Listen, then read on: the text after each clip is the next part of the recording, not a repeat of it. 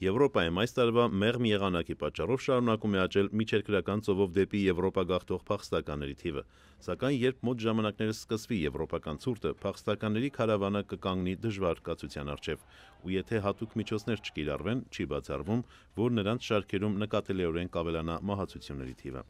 Ինչպես Ջոնս Հոփքինզի համալսարանի դասախոսներից Եվրոպայի եւ Եվրասիայի հարցերով մասնագետ Չարլզ Գաթին է ասում, միջազգային համայնքը ժամանակ չպիտի կորցնի։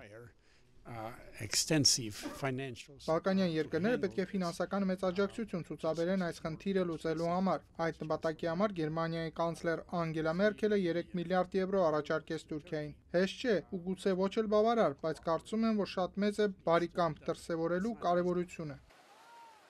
Միգրացիոն քաղաքականության հաստատության հիմնադիրներից Քեթլին Նյուլանդի խոսքերով էլ 10,000 փախստականները, որոնց ԱՄՆ-ն համաձայնել է ընդունել, մեծ թիվ չէ եւ բավարար չէ այս ճգնաժամը լուծելու համար։ Կարծում եմ Միացյալ Նահանգները ժամանակի ընթացքում կսկսի ընդունել սիրիացի ավելի մեծաթիվ փախստականներ, սակայն այստեղ դրա համար ընթացակարգերն այնքան բյուրոկրատական են եւ ծանրաշարժ, որ դրա արդյունքում ընթացքը դանդաղելուց բացի դառնում է ավելի ծախսատար։ ՄԱԿ-ի փախստականների հարցերով գերագույն հանձնակատարը անցյալ շաբաթ դիմել էր դոնոր երկրներին, փախստականների հոսքից դժվար կացության մեջ հայտնված Հունաստանին եւ Բալկանյան երկրներին ձմռան նախաշեմին հավելյալ 96 միլիոն դոլար հատկացնելու խնդրանքով։ Նպատակը Հունաստանում, Խորվաթիայում, Սերբիայում, Սլովենիայում եւ Մակեդոնիայում ձմռան պատճառով հնարավոր մահացությունների թիվը կրճատելն է։